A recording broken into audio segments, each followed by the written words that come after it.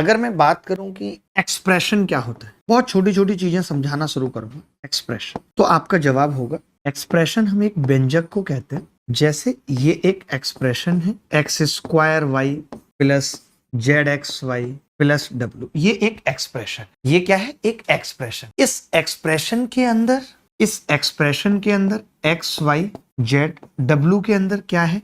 ये एक वेरिएबल। तो मैंने कहा कि एक्स क्या है? एक्स वाई जेड ये वेरिएबल्स हैं, लेकिन हमें एक्सप्रेशन से बहुत ज्यादा मतलब नहीं है। हमें मतलब है होमोजीनियस एक्सप्रेशन से। तो मैं यहां पे एक टर्म लिख रहा हूं, होमोजीनियस एक्सप्रेशन। बहुत अच्छे से ये बात बताना चाहता हूं, होमोजीनियस एक्सप्रेशन। देखिए, होमोजीनियस एक्सप्रेशन का मतलब होता है, होमोजीनियस एक्सप्रेशन का मतलब होता है समघातीय व्यंजक। हेडिंग लिखेंगे समघातीय व्यंजक। कैसे होते हैं ये समघातीय व्यंजक? थोड़ा हम डिग्री जानेंगे, इक्वेशन जानेंगे, कई सारी चीजें जानेंगे। मैंने क्या कहा और सवाल भी बताऊंगा कैसे पेपर में है। होमोजीनियस एक्सप्रेशन क्या होता है? समघातीय व्यंजक। आपको नाम से ही पता चल रहा होगा, जिनकी घात बराबर है। जैसे मैंने लिखा हुआ है ए स्क्वायर और मैंने यहां पे लिख दिया बी स्क्वायर, तो ये समघातीय है क्योंकि ए की भी पावर 2 है और बी की भी पावर 2 है। बेसिकली हम बात करते हैं कि समघातीय का मतलब क्या है? पावर सेम है।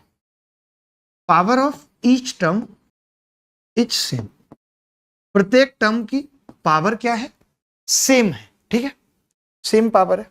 अब आपने कहा मित्र कि भाई यहां पे 2 पावर थी, अगर मैं यहां पे ए बी लिख देता तब तो भी हम कहते कि ये समघातीय है। कैसे? क्योंकि यहां प्रत्येक टर्म की पावर निकलेगी। आप देखोगे ए की पावर 1 है और बी की भी 1 है, बट अगर मैं इस टर्म की पावर की बात करूं तो 2 आएगी। ऐसा क्यों होता है? जब कोई टर्म मल्टीप्लाई में होती है तो उनकी पावर को हम ऐड कर देते हैं कंबाइंड पावर निकालने के लिए। मेरी बात समझ रहे हैं? मैंने क्या कहा? अगर मैं आपसे पूछता कि ए की क्यूब है प्लस एबीसी है तो बताइए इसकी डिग्री कितनी होगी, तो आप कहेंगे 3 डिग्री। होमोजीनियस एक्सप्रेशन है तो हमने कहा डिग्री बेसिकली क्या है? पावर ऑफ ईच टर्म है। ये पावर ऑफ ईच टर्म को ही हम क्या कहते हैं? डिग्री के। अब यहाँ पे मैक्सिमम पावर नहीं लिखा मैंने। क्यों नहीं लिखा? क्योंकि जब मैं होमोजीनियस एक्सप्रेशन की बात कर रहा हूं तो हर टर्म की पावर बराबर होगी, तो मैक्सिमम लिखने जैसा कुछ करना ही नहीं है। ठीक है, तो हमने कहा ए की क्यूब है, आपने देखा यहाँ 1 1 1, तो ये भी मिला के कितनी हो जाएगी? 3। क्योंकि जब हम मल्टीप्लाई करते हैं, गुणा करते हैं, तो गुणा में क्या होता है? पावर ऐड हो जाता है। अब मैं बताना क्यों चाह रहा हूं, ये मैं होमोजीनियस एक्सप्रेशन आपको पढ़ा क्यों रहा हूं, इसके पीछे वजह है। मैं कुछ सवाल बताना चाहता हूं, कुछ सवाल करना सिखाना चाहता हूं। जैसे मैंने लिखा, आपसे मैं पूछूं कि ए प्लस बी की क्यूब क्या होगी, तो आप कहेंगे जी ए प्लस बी की क्यूब होगी ए की क्यूब प्लस बी की क्यूब प्लस 3ab और a प्लस बी। आप अगर इसे गुणा कर देते हो तो ये कितना आ जाएगा? 3a square b plus 3ab square.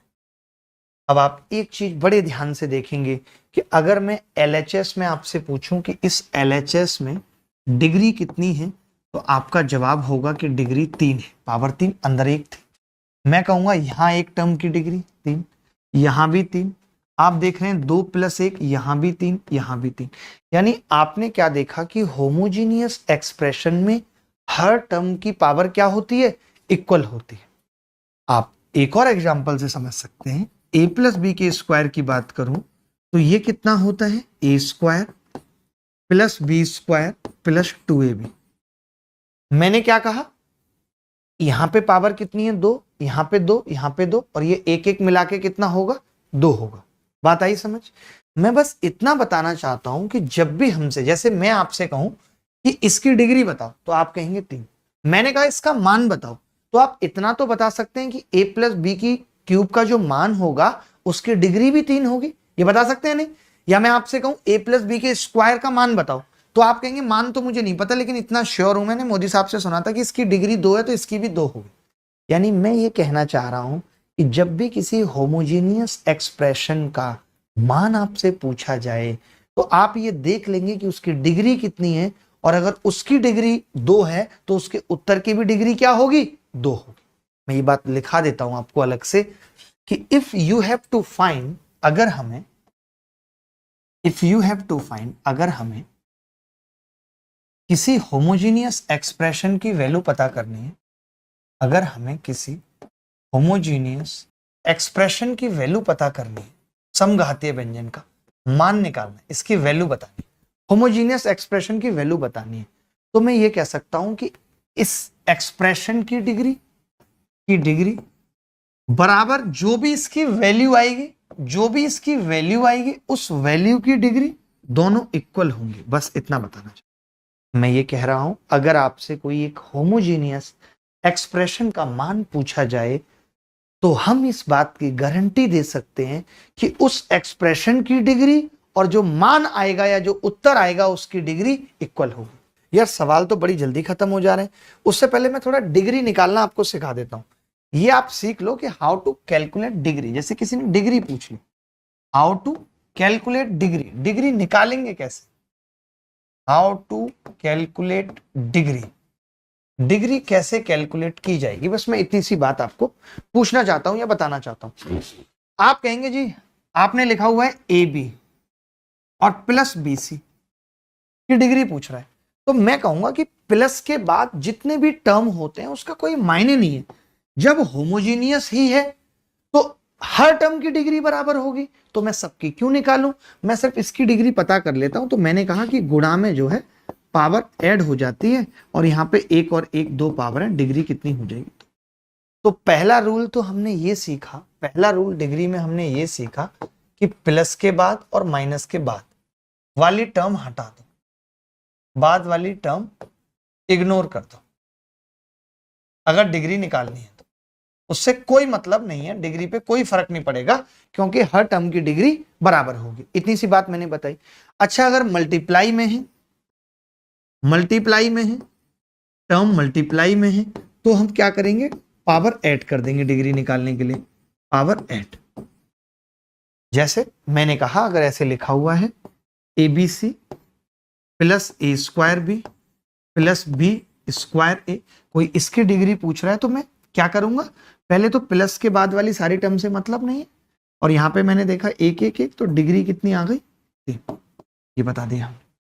तीसरी चीज मैं क्या बताना चाह रहा हूं, तीसरी चीज हमने कहा कि डिवाइड है अगर डिवाइड, तो डिवाइड में क्या होता है कि पावर माइनस हो जाती है, पावर सब्ट्रैक्ट हो जाएगी।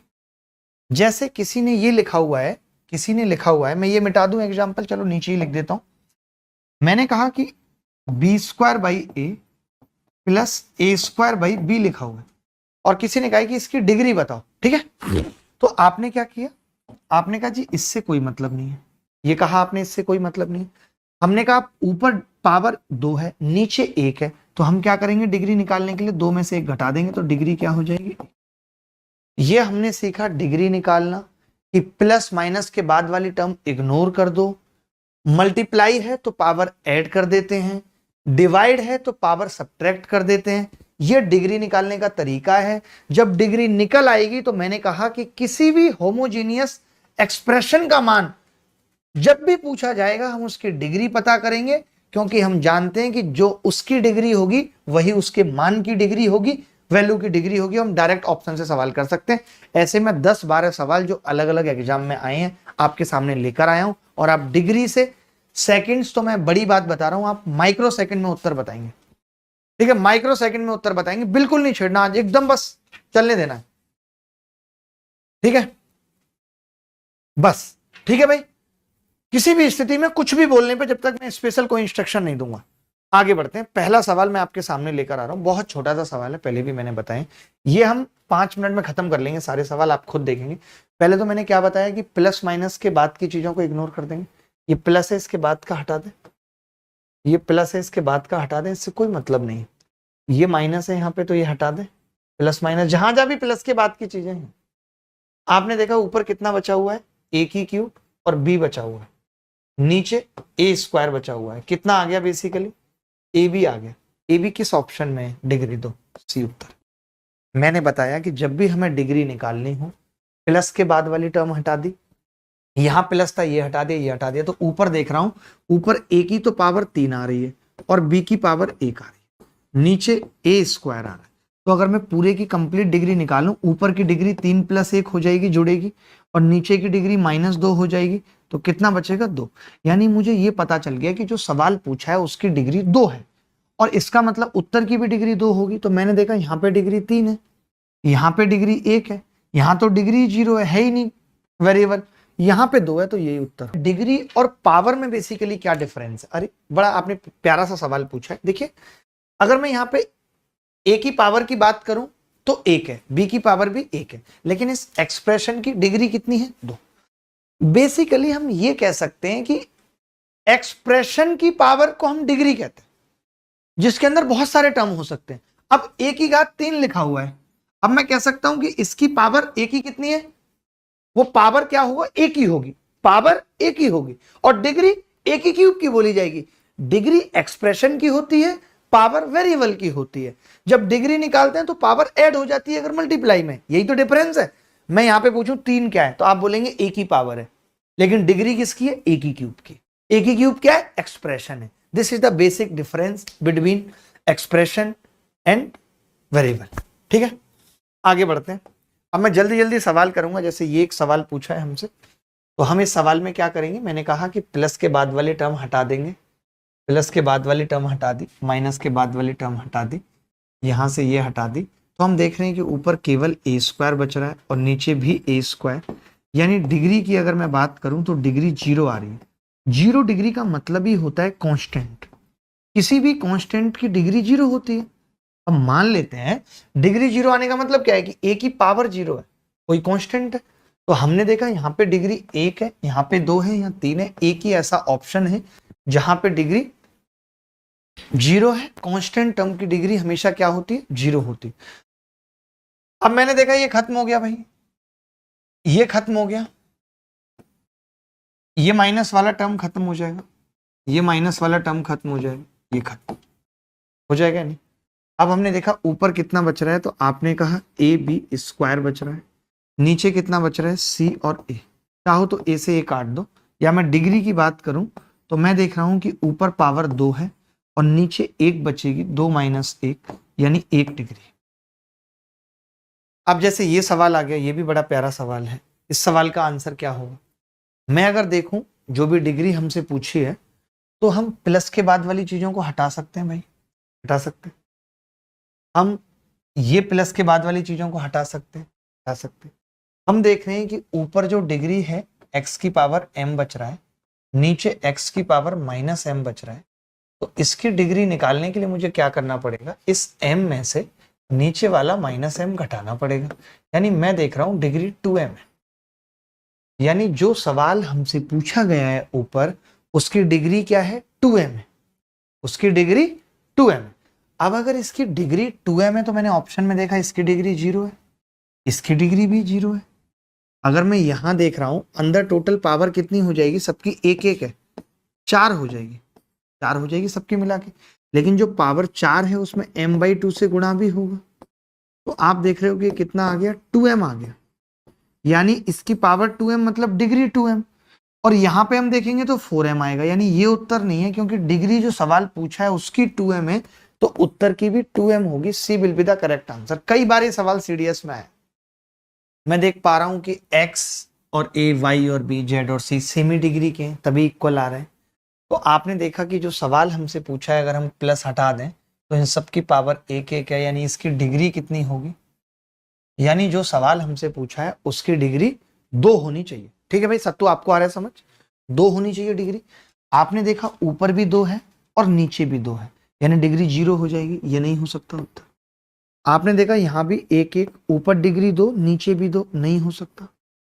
आपने देखा ये 3 है, डिग्री 0 नहीं हो सकता। यहां हम देख रहे हैं अगर ये प्लस माइनस हटा दें तो आप देखोगे a स्क्वायर एक्स स्क्वायर, ऊपर डिग्री 4 नीचे 2, तो यानी कितनी आ जाएगी? 4 माइनस 2, 2 आ जाएगी। और 2 ही डिग्री थी सवाल की, तो बी इज द करेक्ट। मैं ये डिग्री क्यों बताना चाह रहा कि देखिए डिग्री का मतलब सिर्फ यही नहीं है कि हम हर सवाल, जैसे मान लेते हैं कि आपने किसी सवाल में वैल्यू पुट की, आप समझना, मैं पार्शियल यूज भी डिग्री का बताना चाहता हूं। आपने सवाल में डिग्री यूज किया, आपने कहा कि x बराबर y बराबर z, ये आपने किया। x बराबर y बराबर z आपने 1 रखा। जब आपने 1 रखा तो हमने यहां देखा 1 + 1 + 1 3 × 9 = 27, -1 -1 -1, तो ये कितना आ गया? 24 आ गया, 24 आ गया, मान लेते 24। अब आपने जब यहाँ पे रखा तो पता चला कि एक ऑप्शन को छोड़ के सब में 24 आ रहा है नहीं आ रहा, लेकिन मैं ये कह सकता हूं कि इसकी डिग्री कितनी है 3। इसका मतलब इसका 1 डिग्री उत्तर नहीं हो सकता, ये भी नहीं हो सकता। ये पहले कट गया था क्योंकि 24 नहीं आ रहा था, तो एक ही आंसर है सी। तो मैं ये बताना चाह रहा था जरूरी नहीं है हमेशा कि पूरा सवाल डिग्री से हो, जरूरी नहीं है कि पूरा सवाल सिमेट्री से हो, जरूरी नहीं है वैल्यू पुटिंग से हो। तो कई बार डिग्री, कई बार वैल्यू पुटिंग, जब हमें सारे रास्ते मिल जाते हैं। सवाल, ये सवाल बड़ा प्यारा, ये तो सीजीएल में कितनी बार आया सवाल, 2012 से सीजीएल इसको पूछ रहा है कि हम यहाँ अगर देखें तो डिग्री कितनी नजर आ रही है, 3 आ रही है डिग्री। मैंने इसको काट दिया, तो डिग्री कितनी है। अब मुझे यही देखना है कि इस सवाल में किस में डिग्री 3 आ रही है। ये माइनस वाले ये सब तो कट जाएंगे, सारे ये तो कट जाएंगे, ठीक है। तो जो ये 2 की पावर है, ये 2/3 से गुणा होगी तो 4/3 आ जाएगी डिग्री, आ जाएगी या नहीं, ये उत्तर नहीं हो सकता। मैंने इस 2 की इससे गुणा की, यहाँ भी 4/3 आ रही है, ये भी उत्तर नहीं हो सकता। ये एज इट इज सवाल पूछा गया, एज इट इज ऑप्शन है। मैंने इस 2 से इसको गुणा किया तो इसकी डिग्री 3/2 आ जाएगी, नहीं हो सकता। मैंने इसकी गुणा की 2 से 3/2 की करूंगा, ये 3 आ जाएगी। एक ही ऑप्शन है जिसमें 3 आ रहा है, D is the correct answer. ये एक सवाल देख लीजिए, ये सवाल अपने आप में अलग सवाल है। हमने कहा कि भाई a की क्यूब और b स्क्वायर की घात 3 और a की क्यूब और b की क्यूब 3। आपने देखा इधर कितनी है पावर 3। ये कैसे लिखा आपने यार, ये a स्क्वायर होगा, आप कुछ भी लिखते हो, ठीक है, a स्क्वायर। तो मैंने कहा 2 3 6 और यहाँ 3 दूनी 6, यानी होमोजीनियस है भाई, होमोजीनियस है। अब आप बताओ, जब आप a बाई बी करोगे और b बाई a, तो डिग्री तो 0 हो गई, यानी कांस्टेंट। अब कांस्टेंट की कितनी भी पावर कर लो, मुझे ये पता चल गया कि उत्तर जो भी होगा वो कांस्टेंट होगा, जो भी उत्तर होगा वो कांस्टेंट होगा, a और b में आएगा ही नहीं वो। तो हम देख सकते हैं वैसे तो डिग्री भी यहाँ पे सेम थी। मैं इस सवाल को तरीके से बता भी सकता हूँ कि b is the correct answer, but आप अगर कहो कि इसकी भी डिग्री 0 आ रही है लेकिन a और b में आएगा नहीं, आसान सवाल है, मैंने यहाँ पे 2 लिख दी।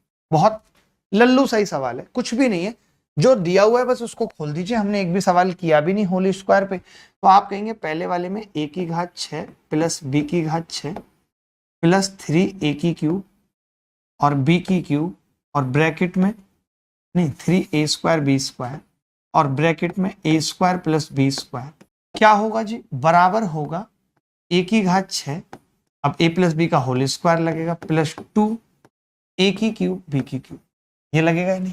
सही है, क्लियर है यहाँ तक। आप कहेंगे जी ये पहली 2 टर्म तो कट जाएंगी, ये और ये कट जाएंगे, कटेंगे।